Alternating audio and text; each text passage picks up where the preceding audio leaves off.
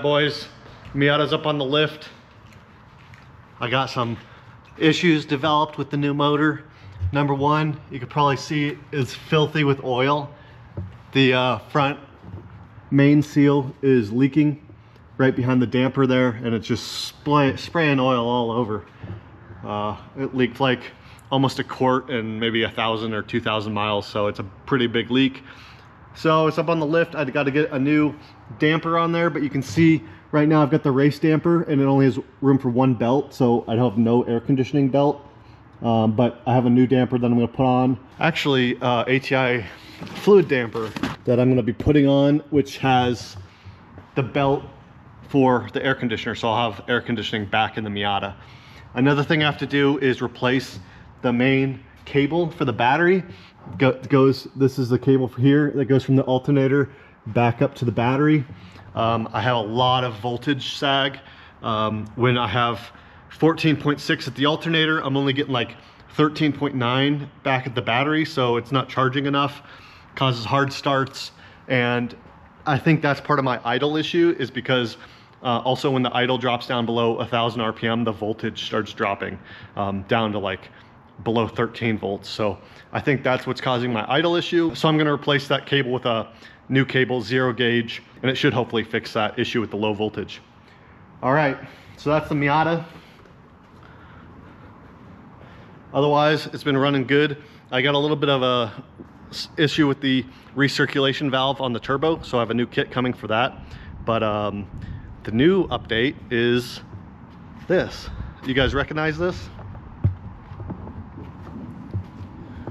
This is a Locost or a low-cost Lotus 7 replica. So it's got a custom chassis and parts out of a Fiat. So a Fiat 124, I believe. It's got the engine, a 2-liter, 4-cylinder, the 5-speed transmission, and the rear end out of the Fiat. But it's kind of a homemade kit car. These are really popular as a low-cost racing or autocross type vehicle. It's just basically as bare bones as you can get. You think a Miata is a race car? No, this is a race car. So this is a fair weather car only. There's no roof. There's just a little tiny windshield I have, but this is gonna be like a fair weather car. I wanna do some autocrossing with it. I don't know the process in Colorado and how to get a license on a car like this, because this is completely homemade kit car. So I bought this thing just like this. It was actually owned by my uncle-in-law, who got it in a trade almost like 20 years ago. So this is the first time it's seen daylight in 20 years. Yeah, I've got it all cleaned up, but I'll put some photos. It was covered in chicken poop and dirt and feathers and stuff because it was in the chicken barn and they were living on it for 20 years. But I got it cleaned up so I don't get hantavirus or bird flu or something when I'm working on it. And I'm really stoked to get started on this because I've always wanted one of these. Ever since I was a little kid, I had that build your own sports car book for $200, and I would read that thing, paid cover to cover.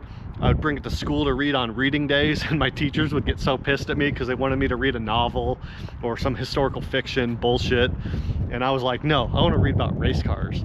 So I'm stoked to have this thing.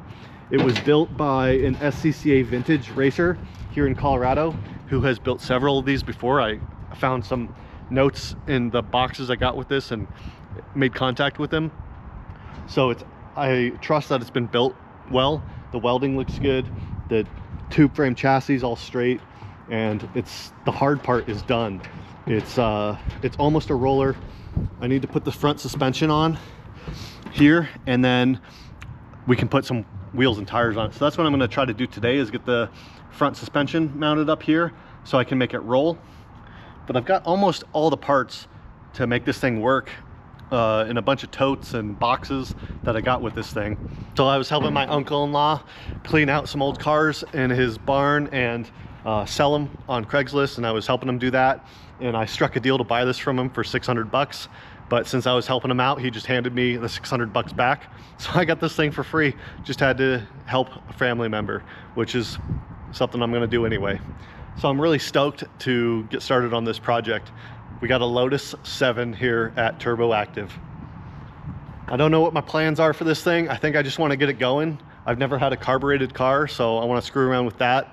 And just have a cool car that I can drive on the weekends or take down and go do some autocross. So thanks again for watching here on Turbo Active. As always, super cruiser, putting in work, towing things all over town, hasn't skipped a beat. And we got the new project here, so I'll start working on it today and maybe I'll have an update. Otherwise, hit the subscribe button and you'll see updates on this coming soon. All right, boys, sun's going down, but I got the front suspension assembled on the Lotus. When I bought this car, I had 3 out of the 4 arms. So this one is one that I manufactured myself to match the other side. And then the top arms I had both of. But I got the spindles on there with the ball joints and the coilovers. These are just temporary bolts. I need to get all new hardware. I didn't have the right sizes and stuff, so I just got some temporary bolts to hold it together. You can see I don't have the front tires on it yet because these wheels. So this car is based on a Fiat 124, and the builder actually told me some of the parts are from a Fiat 131, like the transmission and the rear axle, which are a little bit stronger. And I think maybe the front spindles are off the 131 as well, because the diameter here is too big to fit my wheel. Oh, and you can see I've got these sweet 5-spokes on the back. These are 14-inch 5-spokes made in Italy, Chromadoras. They're really nice wheels. These are the same style and actually the same wheel that was on the Ferrari 308, which is super cool, but I only have 2 of them. So I've been scouring Craigslist, scouring eBay non-stop, and basically I only found this, and I only found this style wheel. It's a Chromadora, made in Italy. It's for a Fiat. The Fiats have a 4x998 bolt pattern, whereas the Miata has a 4x100 bolt pattern. So these are totally unique. Only Fiat uses this, or some old Italian cars. So it's just like obsolete and impossible to find wheels for them. Well, you can, but they're like thousands of dollars. So I got these ones for cheap, but the problem is that the hub diameter here is too small for my hub on the car. So this is the same one as that, but it just won't. You can see there's gap, and even with the brake rotor in there, it will not seat. So basically what I have to do is have this center bored out to accept this hub. So I need to get these wheels to a machine shop before I can install them on the car.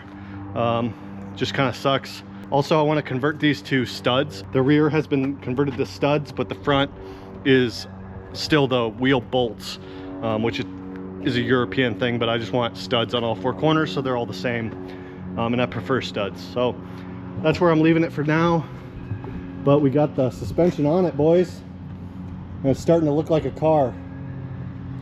The metalwork here around the front, the ducting and stuff is all really well made. I'm really impressed with it. There are some panels here that I need to cut out to allow some pass through, but otherwise I'm really pleased with how it's coming together. So that's about it for the Lotus project today, but like I said, stay tuned and we're gonna get this thing going. Thanks for watching.